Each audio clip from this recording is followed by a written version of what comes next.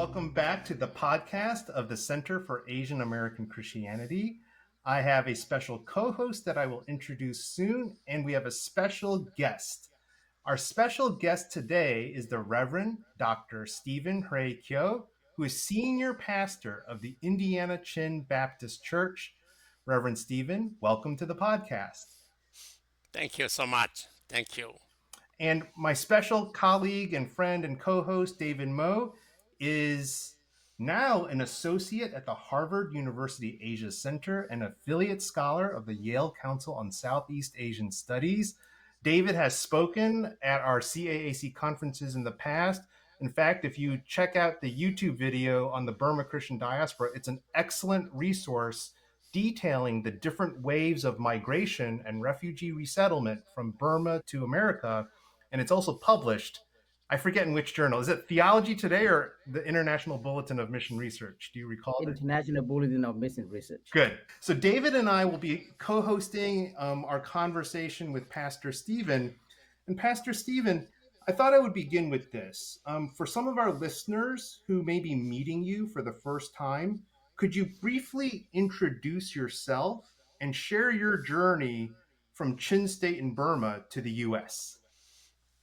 All right. Thank you. I'll be glad to. My name is Stephen Hre Kio. I was born in Hakka subdivision, Chin State, Burma, in a village called Zokwa, Zokhua, Zokwa. My dad was a pastor. We are 10 children, 5 boys, 5 girls. And then I attended a primary school in a village, middle school and high school in Hakka. After high school graduation in 1956, I went to Rangoon University for undergraduate studies. I took my BA in Rangoon 1960. And then I went to Sarampur College in India for BD. Probably I was the first BD graduate from Sarampur, from Chin State, I think. And then I came back to Chin State. I worked 1 year for as a theological teacher and a pastor of Falam Baptist Church for 10 years. At that time, in Falam language, there was a translation, but that was not satisfactory. So Falam Baptist Association asked me to translate the Bible in their language, and I did. And then I finished the Old Testament in 5 years, and the United Bible Societies came abroad into Burma. They checked my translation, and later on asked me to join them as a translation consultant. And so they sent me to Emory University. That was in 1979. And after 5.5 years, I finished my PhD in New Testament studies, biblical studies. And after that, I went to the University of Georgia for linguistic studies for 1 year. And then the United Bible Society sent me to Micronesia and Guam. I supervised Bible translations in Guam and part of Thailand and Burma for about 28 years. And then I retired and came back to Atlanta to my children. And yet the church in Indianapolis wanted me to serve them for 2 years, to build a small church for them, with them. And instead of 2 years, it lasted 16 years now. So I cannot retire anymore. That's the story in a short form. Thank you very much for your such an inspiring story for all of us. It's not just for the Chin people, but definitely for the Burmese Christians community as a whole. And my next question will be, although you have briefly covered it, I understand that you were the first Chin person ever to earn a PhD in the New Testament of theological study from Emory University.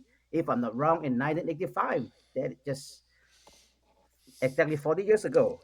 So, can you please tell us what inspired you to pursue theological study at that level, and how did that shaped the way you read the Bible and think about the church today? So when the United Bible Societies wanted me to join them, but I have to go through PhD studies, and they sent me to Emory University. And Emory, I found it to be a very rigorous university.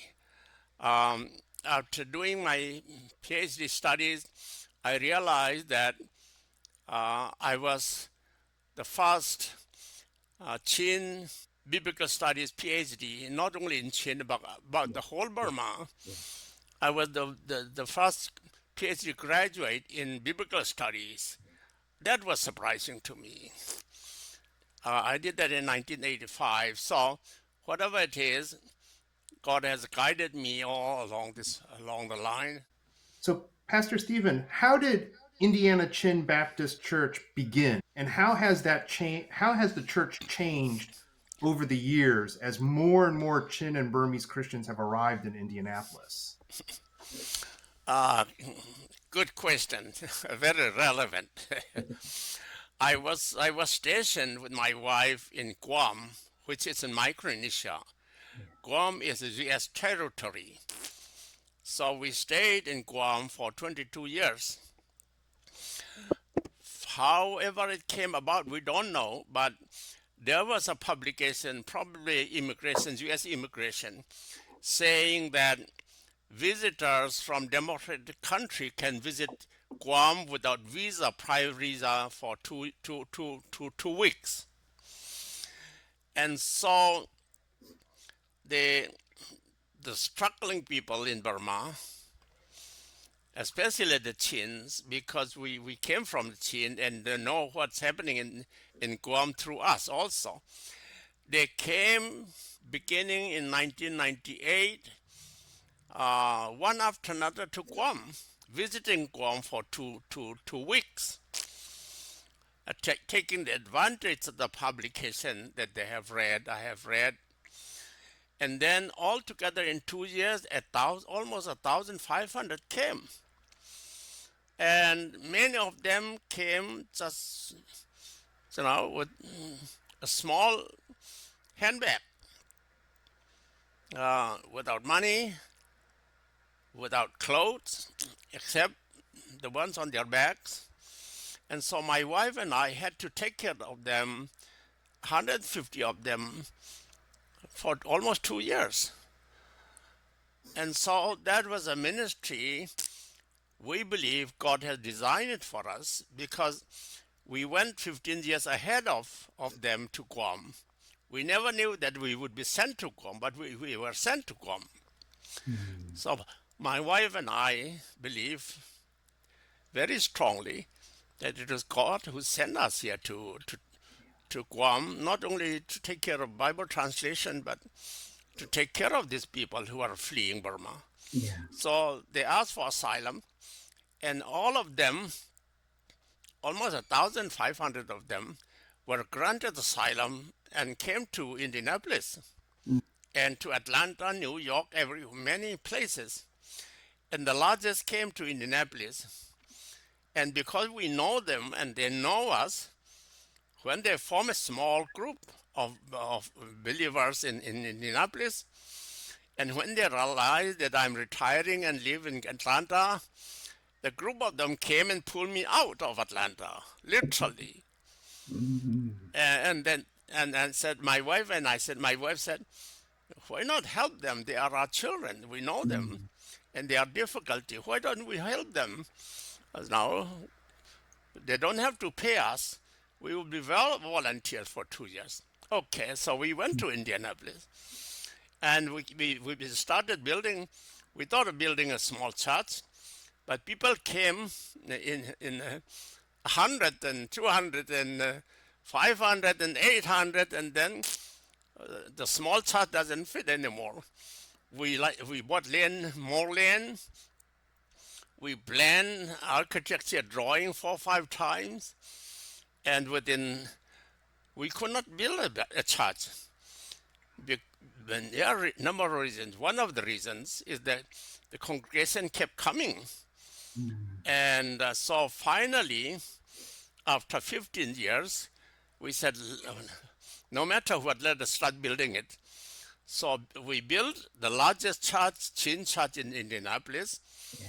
I think 45,000 square feet, a sanctuary, a Sunday school building, a gym, costing us 7 million. And we paid it out in 5 years. And so this small group in Indianapolis, um, they pulled us out from Atlanta. We served it, we enjoyed it. Unfortunately, my wife passed away last July, but I'm still serving it. And I don't know how long, but I still enjoy it. Uh, Mm. it's an incredible story for us.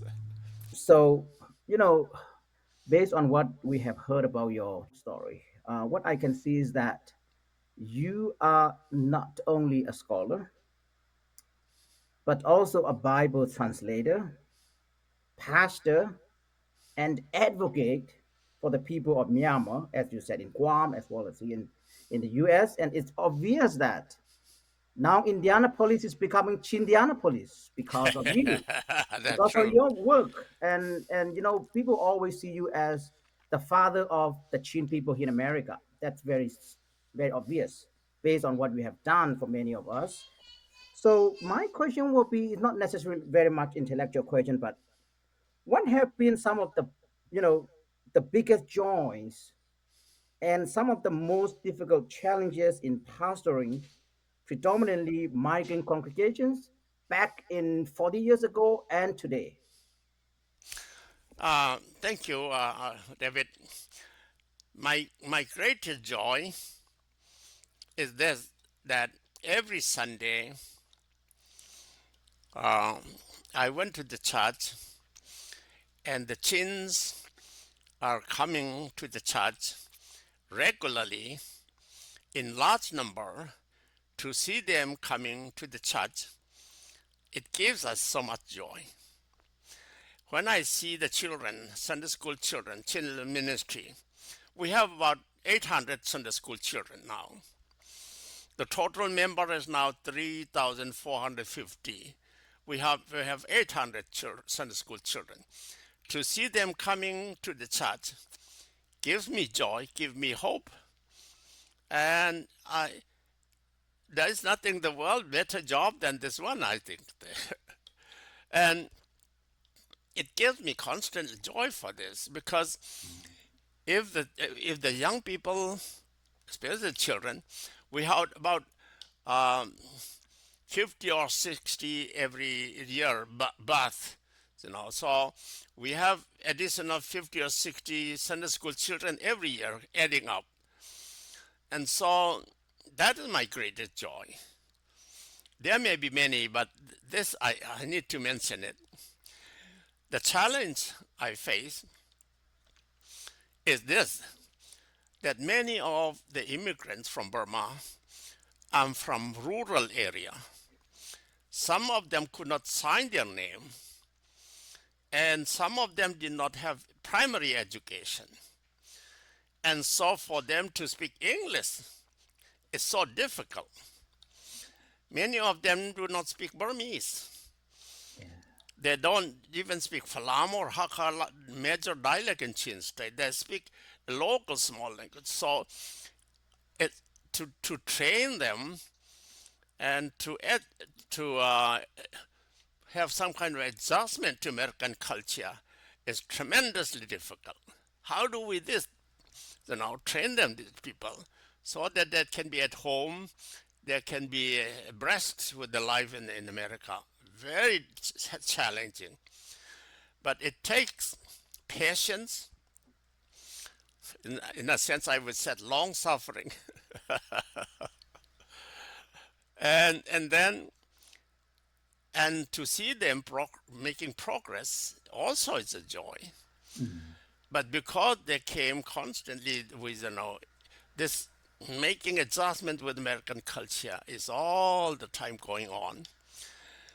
But in spite of all these challenges, my view is that the core of our faith is the faith in Christ.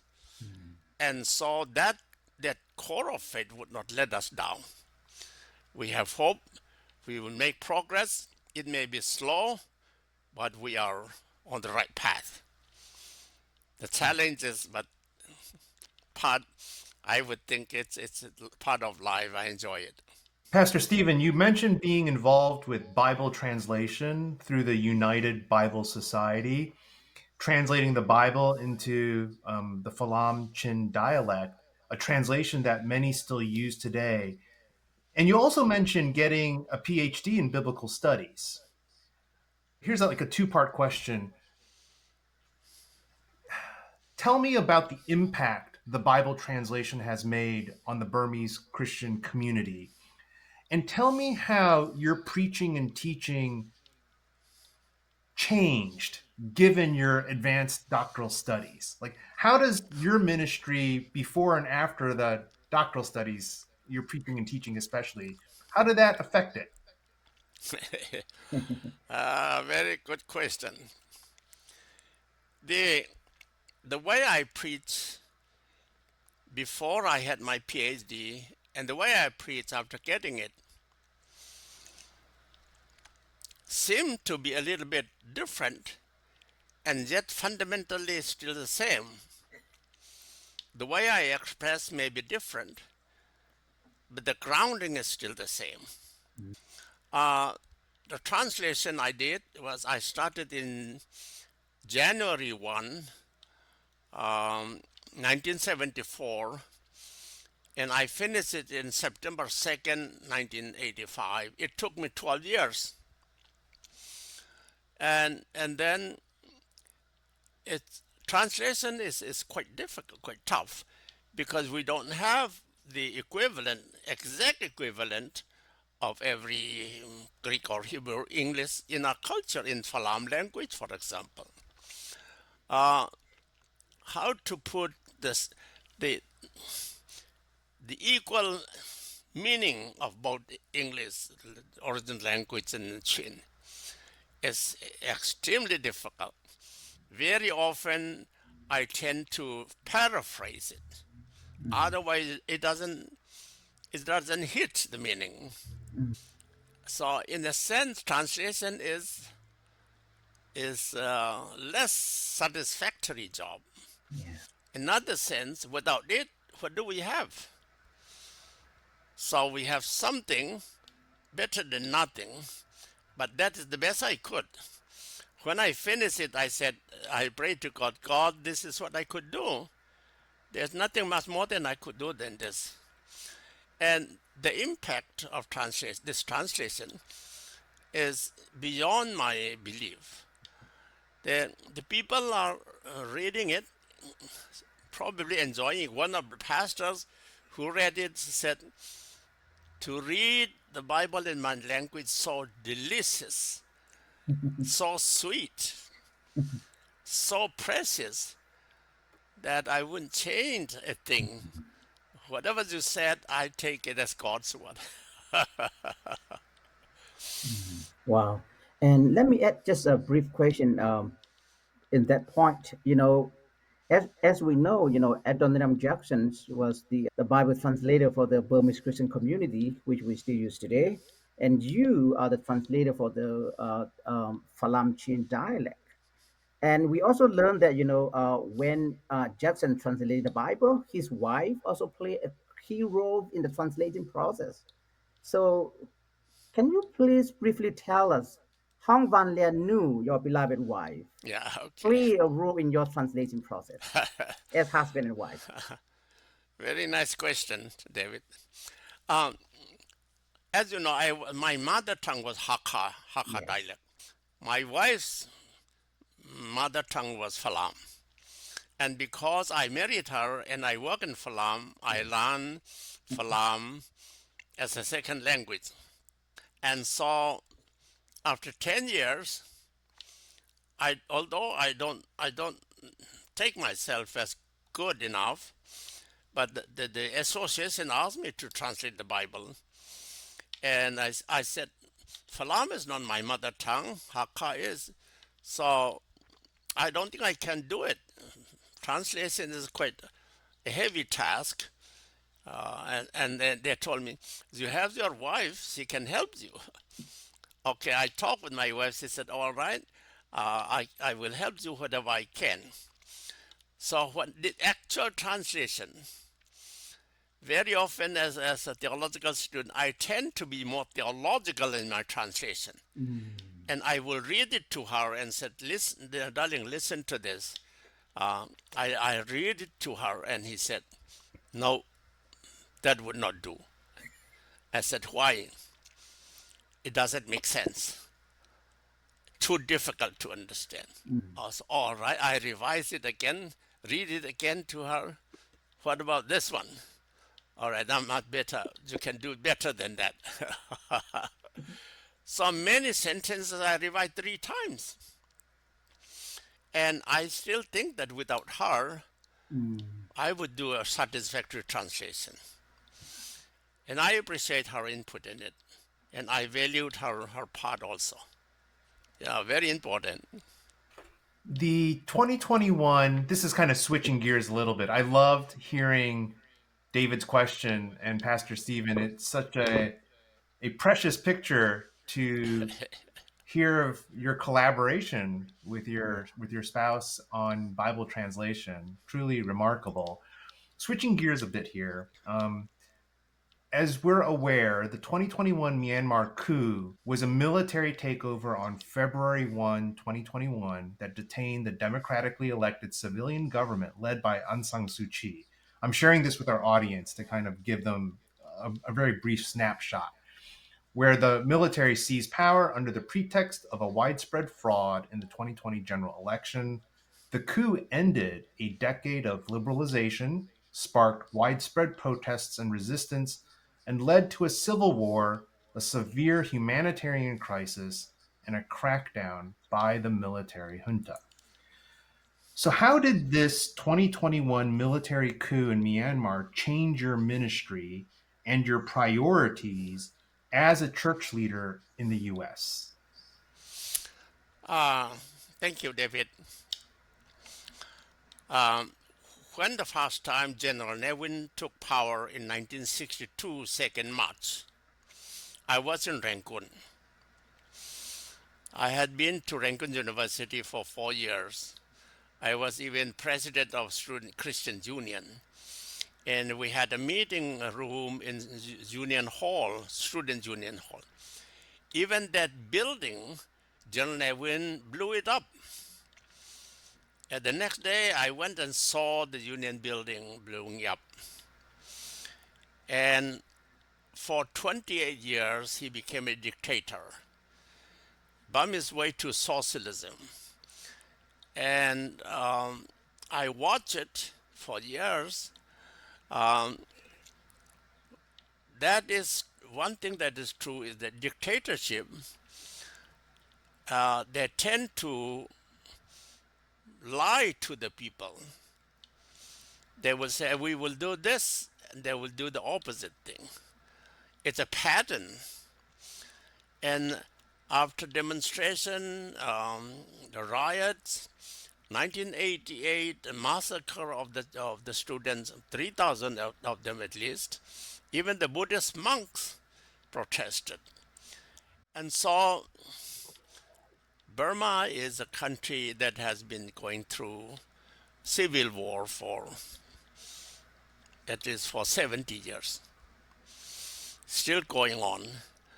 And so the way we look at from this side of the world to Burma, our church members very often are sad because we still have our friends, our relatives, our churches are burned, bombed, and unfortunately there's nothing we could do to help except pray for them and maybe give some financial help. Um, the way I try to help my church member is this, that with the example of the story of Israel, with the story of the early churches, Christians face Mhm. struggles, problems, difficulties all the time. And the Christians, one way or another, have a knack of surviving the situation. So the Christians in Burma will survive. We have the faith in the Lord Mhm. who has guided the church through generations. He will still guide us again. But I reminded them that whatever we do for Burma, many people call it Burma my country, even if they are citizens of the United States. Whatever we do for my country in Burma, let us make sure that we do it with justice. If we don't abide by the sense of justice and fairness, then God may not be along with us. So it's difficult because we see what is happening to Burma military at the hands of military, and yet at the same time we try to carry out the sense of justice either here or in Burma. I think that's our Christian calling. Uh, that much is what I could say, David. If I could follow up on that and also David's questions, I know that there are the majority of Christians, particularly Chin Christians in Indianapolis, where you are involved in this advocacy work for justice and peace. But on the other hand, we also see that there are some Chin Christian communities, those who are not very much willing to be in politics, so to speak. So, what are the challenges that you may have in that advocacy work? Well, I think it's okay if some are not interested in doing this or helping. It's okay. I think that others may take different route Mhm. than the way we are taking. I would be comfortable with them because there are people who are saying we Christians should not contribute for the fighting, buying weapons, that part of killing. We should not do it. No, well, different views, but I'm not for it. I'm, I'm more realistic than that because uh, I think God has brought us out of Burma and scattered out through the world in order that we might be able to help as our people are going through poverty, difficulty, fleeing, and then the displacement and all the rest. Maybe God is doing them through us. So let us play our role in whatever we can. Some may not go for it. It's okay. Let them pray at least. They can pray, and then they can help their relatives. And then even if they are happy with that, that's fine with me. It's different. I think it's okay to do different, to take different route for the difficult situation. Pastor Stephen, many people observe that the Chin community, especially in America, can be quite divided. As someone whom many regard as a kind of father figure for the Chin people in the US, what message do you have to share with all the different kinds of Chin denominations, organizations, and churches at this stage in their development? Thank you, David. That's quite tough. the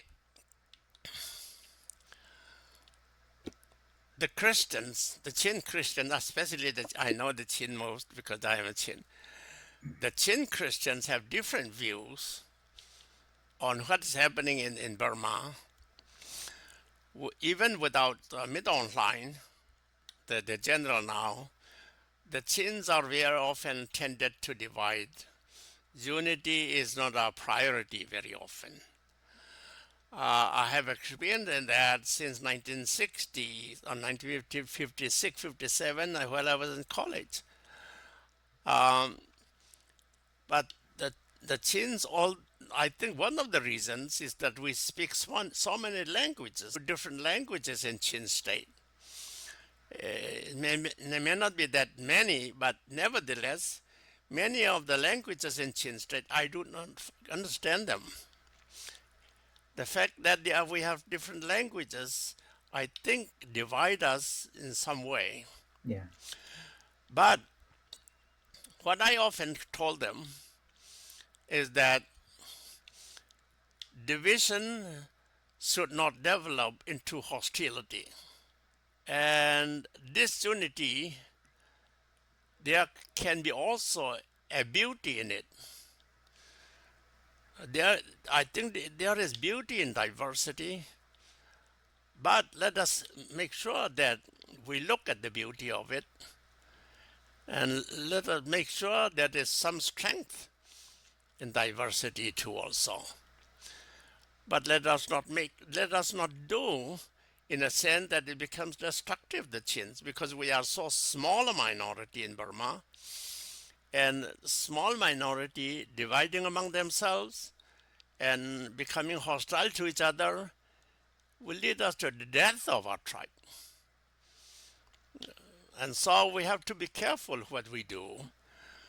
And so very often what I said is that maybe uh, those of us who are in the 1780s come together and invite different groups, hostile groups, and teach them and maybe scold them. This is not the way to do it. Uh, your way is to come together.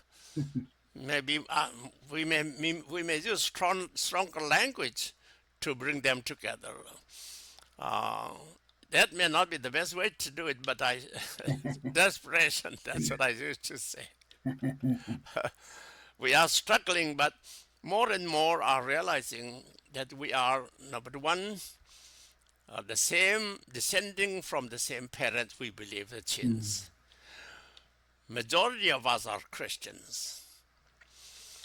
And we are so small a group, killing each other, dividing ourselves, we have no chance for a future. So I presented to them what the negative side of this is.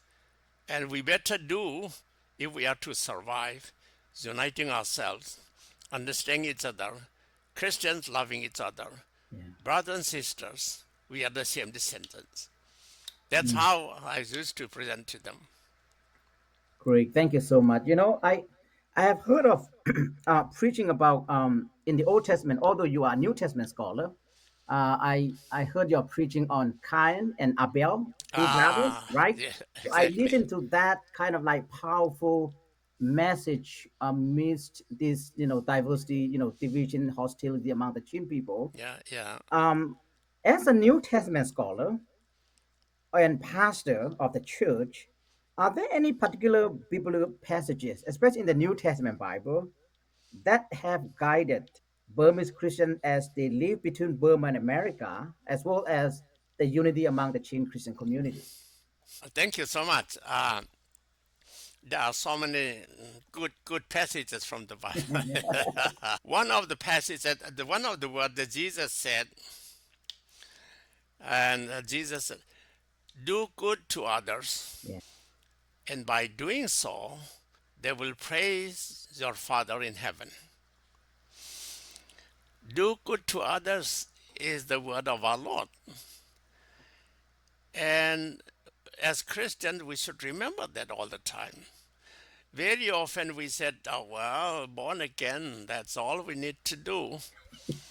But Jesus said, "Do good to others." Yeah. Now, bringing unity among ourselves, our Chin groups, is a good thing. To bring peace to among ourselves is a good thing. Reconciliation is a good thing. Yeah. And that's what Jesus is saying. Do good to others. and they will praise your Father in heaven.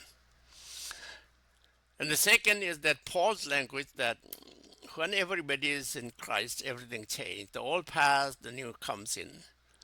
All right. If we are born again, if we are really true Christians, let us set aside the hostility, the disunity, that those are the old things. Mm-hmm. Let it pass away. Let us stick to the new things. That's what Paul is saying. Amen. And that's what I used to say to them. We're recording this on a Monday, but I feel like this is a church sermon. Thank you. That's true. Thank I you for agree, preaching David. the word. Praise be to God. Praise be to Amen. God. Amen. These are good words. Very often my conversation becomes a sermon very often. I reflect a lot about, so I'm a second generation born in America. My parents are first generation, especially in the first generation that migrate from Asia to America. There are psychological studies and mental health discussions around trauma and migration. Mm. How relocating from a familiar home with a familiar culture, with a familiar language, to an unfamiliar society with an unfamiliar language, with an unfamiliar society can be traumatic. And Definitely. this is compounded for many refugees, like those who resettle from Myanmar. They go to Thailand, they go to India, then they come, they wait many, many years for the right paperwork to get the UNHCR status as refugees, and then resettle in Indianapolis, for example. There's a lot of suffering, long suffering, and sometimes trauma. How do you understand the relationship between suffering, hope, and Christian faith, Mhm. especially among the Burma Christian diaspora in the US? Um, I'm not sure whether I can tackle that question. The way, let me take one example. There was a group of people coming from Malaysia after staying there for 10 years. They came to America and settled in Indianapolis. Her husband and her children work, and there's a lady, an old lady, alone by herself, uh, watching the TV. She didn't understand. There was no friends she can talk to, and then, unfortunately, I went there and visited and prayed for her, and she told me she's lonely here all the time. So she went to go back to Malaysia, and she was very serious. And I told her my example. When I came to America, I felt lonely too, in spite of with my wives and children, because I love my work in Falam in Chin State. But somehow God brought me to America, and then I have to go through it. This is God's purpose for me. So, in the fact that you came to America is God's way of doing something good for you. You will stay for 3 months, less lonely, 6 months, less lonely. By a year, you will love America. By 5 years, you will never think of Malaysia and Chin State. That's the way I went through. You should also go through this. So I pray for her, and then I visit 2, 3 times. And now she's a very active member of our women community. Uh, there was healing in spite of all the trauma. There was healing, and that through healing, the means of that healing is getting some friends for her, somebody to talk to, and somebody say, look, life is sometimes a struggle. Life takes us to unexpected places, but if we love, then the place where we are is our home. So you love your husband, you love your children, you love your church, you love your pastor. So that should take care of it. And so, in a sense, uh, community, friendship, cooperation, all these are important for those people suffering trauma and loneliness. I don't think we have other ways to do it. Um, it.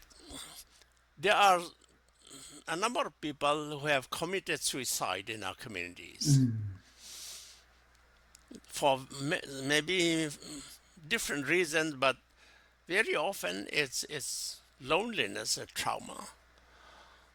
And so it's a reality that we have to face and struggle through.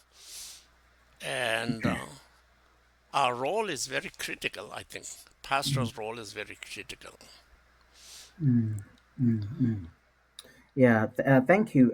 Related to that, let's put the Chin Christian churches, or maybe the larger Burmese Christian churches, into the bigger framework of Asian American Christian community now. Yeah, yeah. Um, so, can you please tell us how do you see the Burmese as well as the Chin churches in America contributing to the larger story of Asian American Christianity, just beyond the Burmese Christian community? Uh, my view would be that Asia has a different culture, a different way of holding our faith, a different way of adoring our God. And if we are genuine Christians, our life in America should reflect the distinctive nature of our faith, the way we carry our faith, and we think that is a noble task, a beautiful thing to hold on to. And I would hope that what is good and beautiful and truthful in the Asian culture as Christians would Mm, also contribute something good for the mm, American Christianity. The the only way I think to do it is through the church and through our organization, maybe Asian American organization. Maybe we might be more dynamic mhm, a group so that our presence, our view, our culture is somehow contributing for the good of American Christianity. Uh, I don't mean to say that we need to change American Christianity, not at all. But in the process, I think the way we hold our faith will also be a little bit modified, changed somewhat, mhm, never losing the ground on which we stand, and then making some adjustment with American culture, American Christian faith, and that when the two get together, maybe something positive for both sides may happen. mhm. Thank you. This is just my personal observations. I mean, I've been here in America just for 13 years, so of course I don't have any long story to tell about. But some of our fellow, Burmese Christian community are more willing, to join like white Christian church Mm, rather than their fellow Asian American Christian communities such as mm. Chinese or Korean or maybe Taiwanese or whatever. So, do you have any experience, this kind of experience too, or can you say a little bit more about that? Why? Yeah, I have seen some chins joining American churches, and we also have some white American joining our church too. And so, for those, let's say, for those Burmese who don't understand Chin, for those Americans who don't understand neither Burmese nor Chin, we have interpreters. Uh, One in Burmese, the other in English. So I may preach in Chin, but simultaneously two interpretations are going on in English and in Burmese. I think that is that is the process we are going through. Uh, I don't expect these Americans, white Americans, learning Chin to an extent that we don't need interpretation. I don't think that will happen anymore times. But we are making some progress in doing that. And surprisingly, these Americans are faithful in coming to the church, very faithful. And I hope that the Chin going to American church are faithful too. Pastor Stephen, this is our last question, and it's Okay. casting vision into the future. As you look to the future, what are your hopes and prayers for the Burmese Christian diaspora, both in Indianapolis and across the U.S.? I would think that number one, um,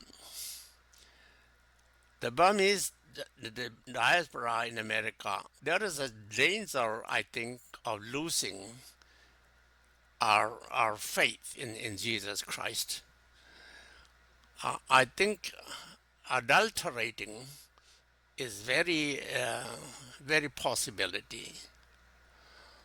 Um, so I preach quite often, who is Jesus?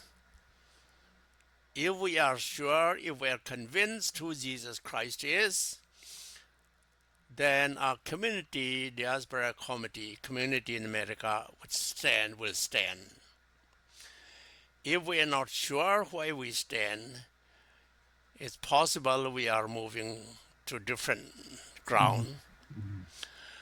And so the way I look at see the situation among the Chin, the Karen, the Kachin, uh, some Burmese, some Chin pastors are pastoring Burmese communities, and so far we become steady. I think not losing ground as much as we like to. Looking at American culture, I read quite often, whether it's true or not, that in 1 year, American churches, 1,000 American churches are closing. 1,000 American churches closing? What happened? And then what I see is that the Chin Christians are buying many churches. So I think there is some hope in probably God is using us to renew the American Christianity in some way, very, very small, but nevertheless making some headway into this. And so I am hopeful, optimistic, rather than pessimistic for the GPR churches. I think if we don't lose Jesus Christ, I think we'll be okay. That is a sober and hopeful note to conclude what has been a scintillating conversation. I want to thank my co host, David Moe, Dr. David Moe, for this special co hosting podcast. And David and I want to thank you, Reverend Dr. Stephen Hre Kio, for Thank you so this much. incredible conversation. We are so grateful for how God has spoken through you and used you, not only for the broader Chin Christian community, but for the church in America. And it's been an honor for us to just have a conversation today. Well, I appreciate our conversation. I respect what you are doing. Keep doing it. Maybe we meet someday in person somewhere, sometime. The Yeah. Our Story, Our Faith conference is in Yes, yes. August in Indianapolis, and we're delighted that you will serve as a panelist on All that right, I'll be conference. glad to. Thank you all. Let us let us be in touch. Absolutely. Thank you very much.